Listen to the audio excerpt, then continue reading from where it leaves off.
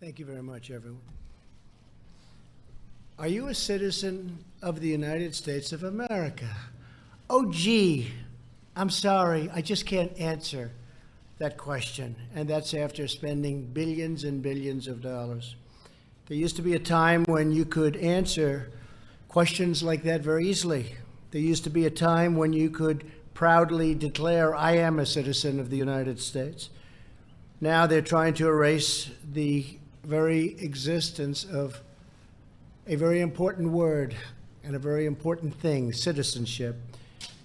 They're even coming after the Pledge of Allegiance in Minnesota. I'm proud to be a citizen.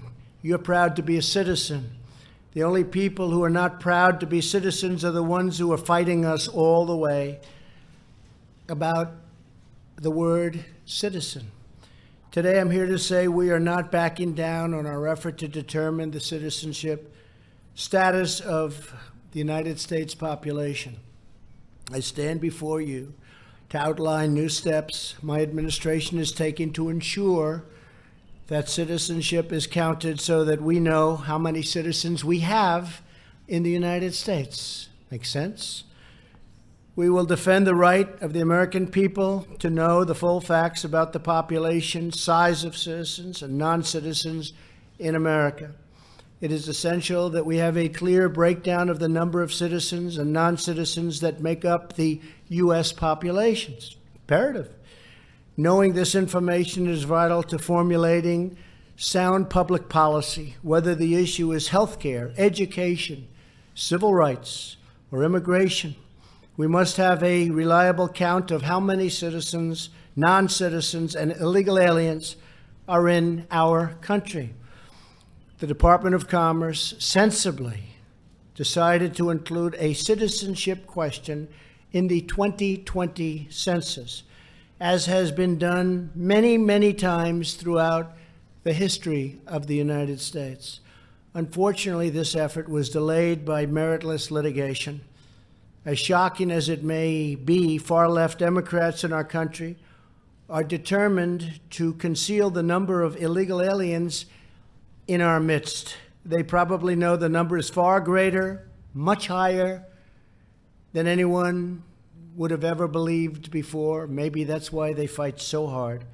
This is part of a broader left-wing effort to erode the rights of the American citizen and is very unfair to our country. The Supreme Court ultimately affirmed our right to ask the citizenship question, and very strongly it was affirmed.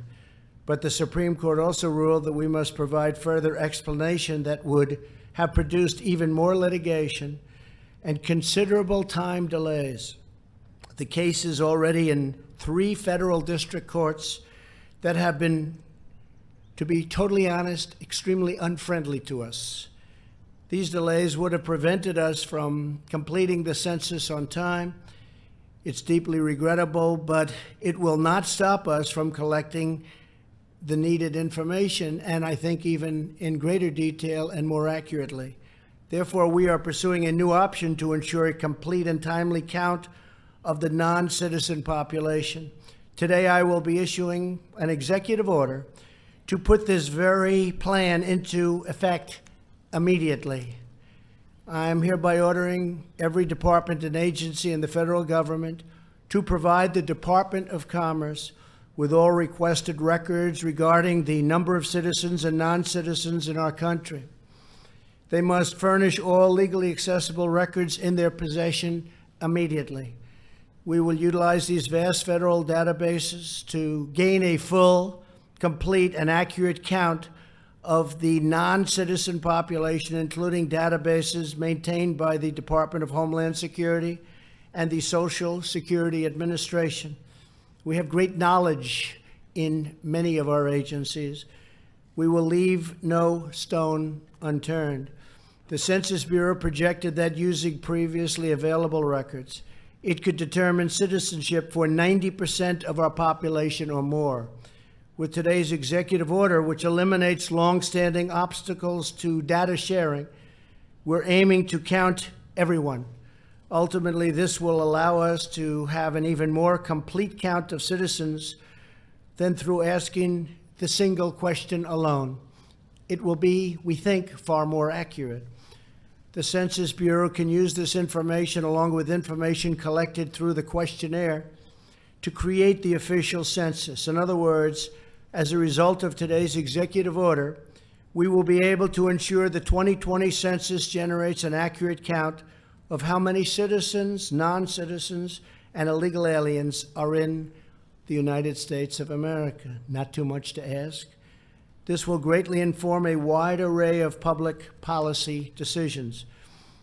This information is also relevant to administering our elections. Some states may want to draw state and local legislative districts based upon the voter-eligible population. Indeed, the same day the Supreme Court handed down the census decision, it also said it would not review certain types of districting decisions, which could encourage states to make such decisions based on voter eligibility. With today's order, we will collect all of the information we need to conduct an accurate census and to make responsible decisions about public policy, voting rights, and representation in Congress. In everything we do, we will faithfully represent the people of the United States of America. I would like now to introduce Attorney General Bill Barr to the podium. Thank you. Thank you, Bill.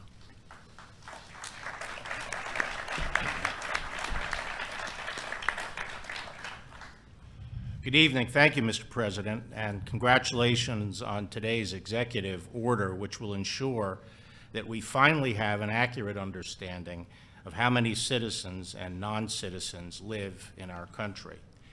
As the Supreme Court recognized, it would be perfectly lawful for the federal government to ask on the census whether individuals are citizens of the United States.